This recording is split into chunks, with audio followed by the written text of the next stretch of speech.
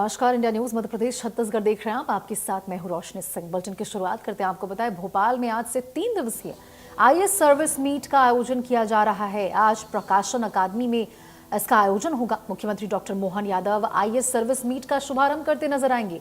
Meet में आपको बता दें, मध्य प्रदेश के आईएएस अफसरों का जमावड़ा देखने को मिलेगा। इस मीट में सहायक कलेक्टर से लेकर मुख्य सचिव और पूर्व आईएएस अफसर और उनके परिवार के सदस्य भी मस्ती धमाल करते नजर आएंगे। तो प्रशासनिक वर्किंग से हटकर अधिकारियों का अलग अंदाज भी यहां पे देखने को मिलेगा। अधिकारियों की कलात्मक आपको जो बता दें, जो प्रतिभा है वो भी यहां पे देखने को मिलेगी। तो लगातार यहां कार्यक्रमों का जो दौर है वो जारी है। सीएम डॉक्टर मोहन यादव आपको बता दें, इस मीट का शुभारंभ करते नजर आएंगे। तो आज प्रशासन अकादमी में इस कार्यक्रम का आयोजन किया गया है। मीट में मध्य प्रदेश के आईएएस अफसरों का जमावड़ा देखने को मिलेगा। अरेरा क्लब में आपको बता दें, दिन भर और देर रात तक इस कार्यक्रम का आयोजन किया जा रहा है। जहां आपको बता दें, भोपाल में आज से 3 दिवसीय आईएएस सर्विस मीट का आयोजन किया जा रहा है। डॉक्टर मोहन यादव सीएम आपको बता दें, खुद इस मीट का शुभारंभ करते नजर आएंगे। आज प्रशासन अकादमी में ये भव्य आयोजन।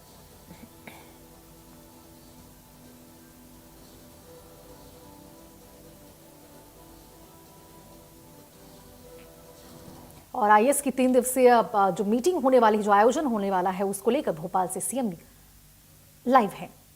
आयोजन समिति से अनुरोध करती हूँ कि वे श्री मोहित दुबे, सीईओ चलो मोबिलिटी एवं श्री सरबीर सिंह, सीईओ पॉलिसी बाजार का स्वागत करें एवं स्मृति चिन्ह से भेंट करें।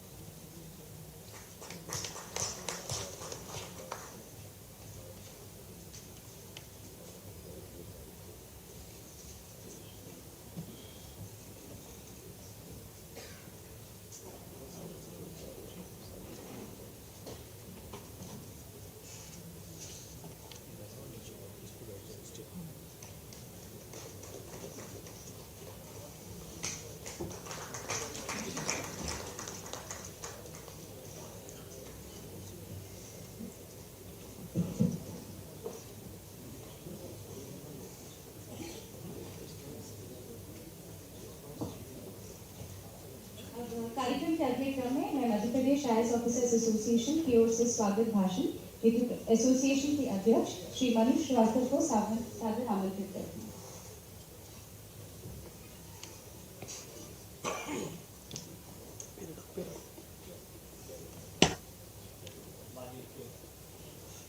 माननीय मुख्यमंत्री महोदय का बहुत बहुत धन्यवाद एसोसिएशन सर्विस मीट की शुरुआत में हमें आशीर्वाद देने के लिए। मैं चीफ सेक्रेटरी साहब का बहुत धन्यवाद करना चाहूँगा। हमारे प्रशासनिक टीम के आप अध्यक्ष हैं, तमाम सीनियर ऑफिसर्स जिन्होंने आप वो blessing us by being present today, thank you so much. We have 2 guests जिनका हम लोग you hear their views as we progress in the session. आज का जो हमारा डिस्कशन है वो ये है कि किस तरह से जो नए सक्सेसफुल बिजनेस वेंचर्स हैं जिन्होंने लोगों की आम जिंदगी को इम्पैक्ट किया है, चेंज किया है, उसके बारे में हम कहेंगे। जैसा हम लोगों ने प्रोग्राम किया था, सीएम साहब की व्यस्तताओं के कारण थोड़ा उसमें सीएम साहब को बॉम्बे जाना है, तो हम लोग थोड़ा प्रोग्राम को छोटा कर रहे हैं। तो चीफ सेक्रेटरी साहब से मैं रिक्वेस्ट करूँगा कि we can hear his views later. अभी हम लोग सीएम साहब को शुरू कर ब्रीफली 2 बातें हम लोग मैं कहना चाहूँगा। ये टीम जो हमारी पूरी, पहली बात तो मैं कहना चाहूँगा कि हम में से बहुत सारे लोग ऐसे हैं जो मध्य प्रदेश के बाहर से हैं, बट हम में से किसी के भी बच्चों से कहा जाए तो वो सब ये कहते हैं कि वो मध्य प्रदेश में। So that is the transition, ये एक चेंज है जो हुआ है। मध्य प्रदेश एक ऐसा राज्य है जो हर एक को अपना लेता है, कोई भी आदमी इससे अछूता नहीं रहता। और हम लोग पूरी तरह से मध्य प्रदेश के हैं। मध्य प्रदेश के सीएम जो भी आज की तारीख में होता है, माननीय मुख्यमंत्री महोदय के नेतृत्व में हो रहा है, ये उनके गरिमा को बढ़ा रहा है। जो भी कुछ हमारे सर्विंग ऑफिसर्स कर रहे हैं, जो भी गाइडेंस हमारे जो सीनियर ऑफिसर्स, रिटायर्ड ऑफिसर्स से मिल रहा है, वो सब आपकी गरिमा मध्य प्रदेश की शान में ही है। हम लोगों ने एसोसिएशन में भी इस फैमिली की जो एक फीलिंग है उसको बढ़ाने की इस एसोसिएशन ने, इस एग्जीक्यूटिव कमेटी ने कोशिश किया है। तो छोटे छोटे इनिशिएटिव से हम लोगों ने हर एक ऑफिसर की बर्थडे को उसको रीच आउट करने की कोशिश की है। एसोसिएशन की तरफ से जो फेयरवेल होते हैं हमारे ऑफिसर्स उसको हमने थोड़ा ज़्यादा अच्छी तरह से मनाने की कोशिश की है। और इस बार सर्विस मीट पे भी हम कोशिश कर रहे हैं कि एक परिवार का जो एक फीलिंग है, जो परिवार हम वास्तव में हैं, उस परिवार के तौर पर जैसे एक परिवार मिलता है उसी तरह से हम लोग मिले। और हमारा मिलना सिर्फ हमारी एसोसिएशन को या हमारे आपस में एक दूसरे को एक दूसरे से करीब नहीं ला रहा, बल्कि प्रशासनिक जो पूरा व्यवस्था है उसको सुदृढ़ बना रहा है। आज भी चीफ सेक्रेटरी साहब ने हमारे जूनियर ऑफिसर्स हैं जो भी ऊपर बैठे हैं उनके साथ अलग से मुलाकात की, बात की। ये ऐसा मौका है कि तमाम सीनियर जूनियर ऑफिसर्स अपनी सीनियरिटी को, पोस्टिंग को हटा के, उसको भूल के एक दूसरे से इंटरेक्ट करते हैं।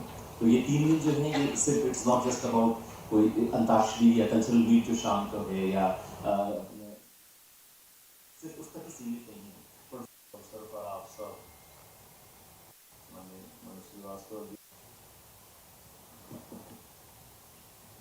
तमाम सीनियर जूनियर ऑफिसर्स की सीनियरिटी को, पोस्टिंग को हटा के, उसको भूल के हम विराजमान हमारे सीएस माननीय अम्बाबेन जी, एसीएस माननीय मनीष श्रीवास्तव जी, सीईओ पॉलिसी बाजार माननीय सरबीर सिंह जी, सीएफओ माननीय मोहित दुबे जी, हमारे नरहरी जी, और इस अवसर पर आप सब विलम्ब से आने की क्षमा भी चाहता हूँ और जल्दी जाने के लिए प्रोटोकॉल तोड़ने का आग्रह किया और आपने मान लिया, आपका धन्यवाद भी। मैं जिनके सामने बोल रहा हूँ मैं बड़े गर्व और गौरव के साथ बोल रहा हूँ कि जैसे ये आईएएस एसोसिएशन हमारी आज़ादी के बाद यशस्वी तत्कालीन उप प्रधानमंत्री श्रीमान सरदार वल्लभ भाई पटेल की बहुत दूरगामी और कई कई प्रकार के अनुभवों के बाद ये जो रचना बनकर आई है, जिसके कारण से दुनिया का सबसे बड़ा लोकतांत्रिक देश दुनिया के सामने एक अद्वितीय मॉडल के रूप में खड़ा है, तो उसमें बहुत बड़ा योगदान आप लोगों का है। मैं आप लोगों को नहीं देना चाहता। राजनीति में जनता के द्वारा, जनता के लिए चुनी गई सरकार और सरकार के आधार पर लिए गए निर्णयों का परिपालन के बलबूते पर देश की दिशा दशा बनाने के लिए कितनी चुनौतियां होती होगी आप लोगों की मैं समझ सकता हूँ। कहने के लिए सरकार के निर्णय होना चाहिए, होते भी, लेकिन ऐसी अंतर विरोधों के बाद भी एक लाइन सतत देश को आगे बढ़ाने की जो होना चाहिए, उसके लिए अपने आप के दाव पे लगा करके कोई काम करता है तो वो हमारे तमाम आप जैसे भारतीय प्रशासनिक सेवा के लोग हैं। मैं आपको बधाई देना चाहता हूँ। इस नाते इतना विशाल देश, इतनी विविधता, इतने प्रकार की चीजें, और उसके अंदर उस मूल भाव के आधार पर जिस कारण से हमारा ये सर्विस का एक नया सेक्टर खड़ा हुआ। ये बात सही है कि शुरू में आज़ादी के बाद जब राजा महाराजाओं से सत्ता प्रजातंत्र की ताकत में बदला तो शुरू के 10-5 साल तो समझ ही नहीं पाए कि ये वाकई मॉडल काम करेगा कि नहीं करेगा, कैसे करेगा, क्योंकि वो पद्धतियाँ ऐसी थी जो राजा महाराजाओं से लॉन्च होता था तो उनके आधार पर दिशा दशा बदल जाती। तो कई बार तो एक आध गलत उदाहरण अपने प्रदेश का भी बना कि वापस उस दौर में जाने का सपना लोग देखने लगे। तो ऐसे जो सपना देखने वाले लोगों के से निपटने के साथ एक घटना हत्या तक की जुड़ती है, आप सबको जानकारी होगी। लेकिन बजाय उस दिशा में जाने के मैं फिर मूल दिशा पे आता हूँ कि आखिरकार आज इतने प्रकार से मैं एक उदाहरण सुनाता हूँ। एचएम साहब के पास में बैठा था और उन्होंने उदाहरण सुनाया। एक राज्य बहुत बड़ा, उस बड़े राज्य में ऐसी सुरक्षा की बैठक लेके जाने का मौका मिला तो माननीय हमारे भारत सरकार के बड़े मंत्री का फोन आया। तो उन्होंने कहा वो उनके राज्य में मीटिंग करेंगे, तो मीटिंग करने में उन्होंने कहा उस राज्य के बड़े संविधान प्रमुख व्यक्ति ने, चुने हुए व्यक्ति ने, कि ये इसका खाने का खर्चा हम नहीं उठाएंगे। तो उन्होंने खाने का खर्चा बोले ये अपने को करना पड़ेगा क्या, यहाँ से हम उनके राज्य में जा रहे हैं, भोजन का खर्चा भी देने को तैयार है। तो एचएम साहब ने कहा कि हाँ वो ऐसे टेढ़े, आपको तो आपके काम भी कर आओ और वापस आ जाओ, वहाँ तो ऐसे ही चलेगा। अब इससे अंदाज लगा लो कि 10 लोगों की अगर मीटिंग हो रही हो, 10 लोगों की मीटिंग के अंदर भी अब क्या भोजन में क्या कितना फर्क पड़ जाएगा। लेकिन ये जो स्थानीयता की जो भावना की पराकाष्ठा जब होती है, उससे बाहर ही नहीं आता कि ये हमारे सिर पे क्यों आ गया, हमारा राज्य, हम जो करेंगे वो करेंगे।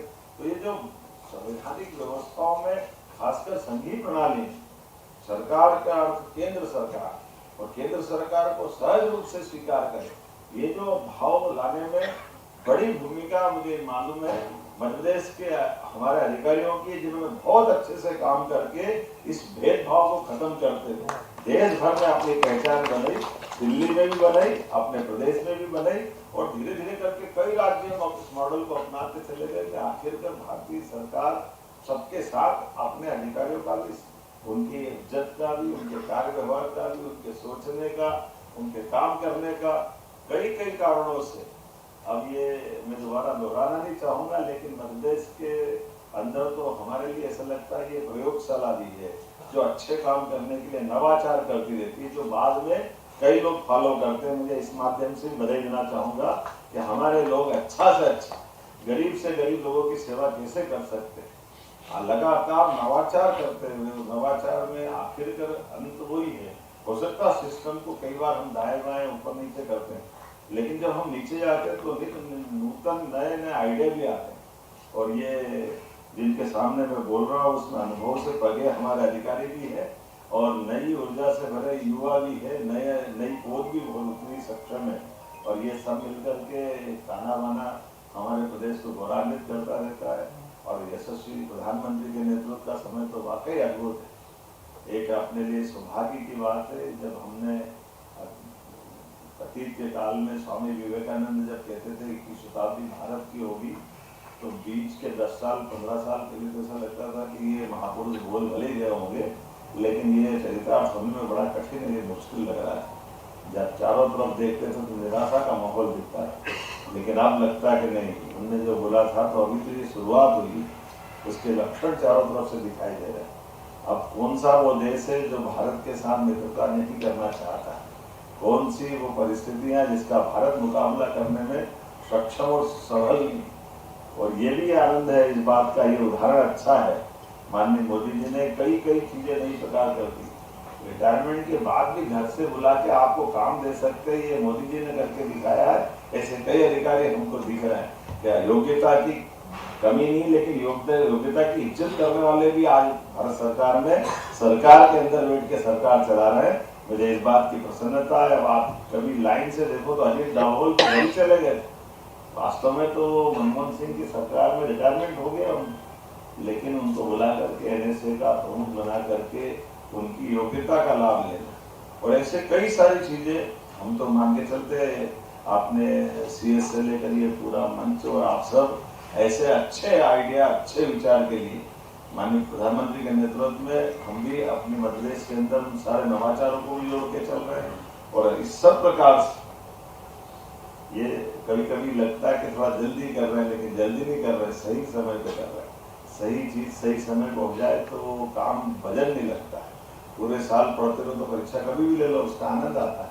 पूरे साल पढ़ाई का जो मजा है उसका आनंद ही अलग है। नींद में उठाओ तो सही बात मुंह से निकलती है। तो आज के इस अवसर पर ज्यादा ज्ञान ध्यान की बात तो करना नहीं, आप लोग तो चेहरे को देखकर समझ जाते हो कि क्या कहने वाले हैं।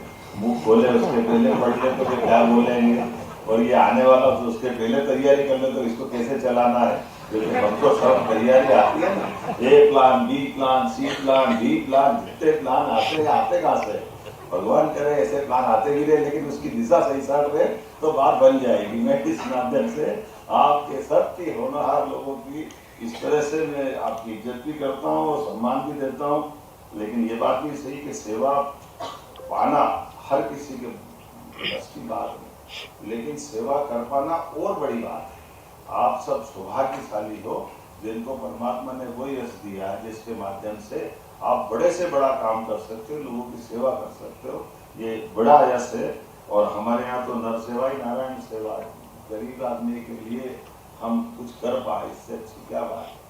मैंने बातचीत में से बात दो जगह बोला भी है और हम सबको मालूम है कि वैसे तो हमारा जन्म के साथ सभी का एक स्केल के साथ रिश्ता आता है कि आखिर हम सब भूल ही जाते हैं कि हमारे द्वारा परिवार के अंदर, परिवार के बाहर सबकी आयु की जो लिमिटेशंस है वो हमारे को खुद को एहसास कराएगी। जो हमारा शरीर अभी है, अभी कुछ समय पहले वो नहीं है जो अभी कुछ समय पहले, इसको हम सब एहसास करें। हर पल हमारा शरीर बदल रहा है, हर पल जीवन मिल रहा है, हर सांस के साथ मृत्यु को हम धारण भी करते जा रहे हैं। एक दिन के जीवन में 1,00,000 कोशिकाएं मरती है तो हमको एक दिन का जीवन मिलता है। हमारे क्षण क्षण बढ़ते शरीर के साथ वो सब परमात्मा की कृपा है कि हमको अपनी आँख खोलने का, जीवन जीने का परमात्मा मौका देता है। जिनके कारण से हम सब करते हैं वो भी हमारे साथ जीवन भर रहने वाले नहीं, हम भी खुद नहीं रहने वाले। हमारे नाती पोते एवरेज परिवार में दादा दादी के साथ 25 साल रहते हैं। हमारे बेटे एक एवरेज 50 साल, पत्नी है एवरेज 50 साल रहने वाली। बाद में फिर नाते पोते आ जाएंगे तो कौन किसके साथ रहने वाला है। लेकिन जितना समय मिला उसका पूरा उपयोग करेंगे। मेरी अपनी ओर से आज के इस अवसर पर आपको भारी बात कह दी, फिर मैं माफी चाहता हूँ। आप अपने खेलते कूदते इस पूरे 2-3 दिन के आनंद में बहुत दबाव झेलते आप वास्तव में, ये भी मैं समझ सकता हूँ। राजनीतिक क्षेत्र में हमारे पास तो बोलने वालों की, चुनाव जीतने वाले की विशेषता रहती है कि वो चढ़ के बात करता है, लेकिन सामने भूली जाता जो झेलते हैं उसका क्या होता है। इसको भी तो देखना है। अभी गया एक और दूसरा आ गया, दूसरा गया तो तीसरा आ गया, ले दे के वो तो बैठा टेबल पे, वही बैठा है, उसको सुबह से शाम तक बैठना ही। हम तो कहीं और भी निकल जाएंगे, लेकिन आप लोगों को मैं धन्यवाद देता हूँ। आप सारी चीजों में झेलते झेलते अपने आप को उस तरह से ढाल लेते हो जैसे कोई अपने आप में कोई महापुरुष ढाल लेता है। तो मैं इन सारी बातों के साथ आज इतना ही कहना चाहूँगा कि आपके तीनों दिन खूब आनंद से निकले और ये परिवार बन जाता है। इस परिवार के माध्यम से कई जीवन की कठिनाइयों को आप टेबल के बाहर, ऑफिस के अहंकार से बाहर जाकर के संवादों से भी कठिनाइयों से मार्ग निकालते हैं और यही हमारा सामाजिक जीवन का खाना बना है। परमात्मा करे आपकी इस यश की यात्रा में मेरी अपनी ओर से शुभकामना देता हूँ। बाबा महाकाल आपको सदैव सभी कामों के लिए समर्थ बनाए। बहुत बहुत धन्यवाद।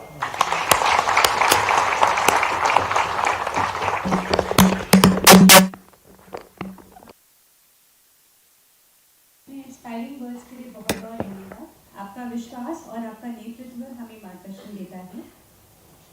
अभी मैं अनुरोध करूंगी श्री पी नरहरि, अध्यक्ष आयोजक समिति से, कि वो अपना वोट ऑफ थैंक्स करें। उद्योगेन नास्ति दुर्भिक्षम, केवल परिश्रम से ही हम लोग हर चुनौती का सामना करते हुए हम अपने गंतव्य तक पहुंच सकते हैं। आज मध्य प्रदेश आईएएस एसोसिएशन संघ के आईएएस सर्विस के 2025 के शुभारंभ के अवसर पर माननीय मुख्यमंत्री जी आप पधारे। आपके व्यापक दायित्वों एवं व्यस्त कार्यक्रम के बावजूद आज यहाँ उपस्थित होकर अपने प्रशासनिक सेवा के प्रति अपने सतत सहयोग और विश्वास को आपने सुदृढ़ किया है। सुशासन, नवाचार तथा नागरिक केंद्रित सेवाओं एवं योजनाओं के प्रति आपका दृष्टिकोण राज्य के सभी अधिकारियों के लिए मार्गदर्शक रहा है। इस प्रकार के सेवा सम्मेलनों में को आपकी उपस्थिति से विशेष गरिमा और प्रेरणा प्राप्त होती है। आपका हृदय से बहुत बहुत धन्यवाद। माननीय मुख्य सचिव महोदय जो हमारे मार्गदर्शक हैं, हमारे सबके प्रशासनिक मुखिया हैं, आपका मार्गदर्शन हमको सतत मिलता रहता है और आज भी मिलेगा। आपकी उपस्थिति से आज के इस कार्यक्रम निश्चित ही गरिमामय हुआ है। मनोज श्रीवास्तव सर और उपस्थित सरबीर सिंह जी, मोहित दुबे जी और उपस्थित हमारे मध्य प्रदेश आईएएस एसोसिएशन संघ के सभी सम्मानित सदस्यगण, उनके परिवार, आप सबका पुनः इस आईएएस सर्विस मीट में सादर स्वागत है। धन्यवाद। 25 उद्घाटन सत्र का औपचारिक समापन किया जाता है। सभी अतिथिगण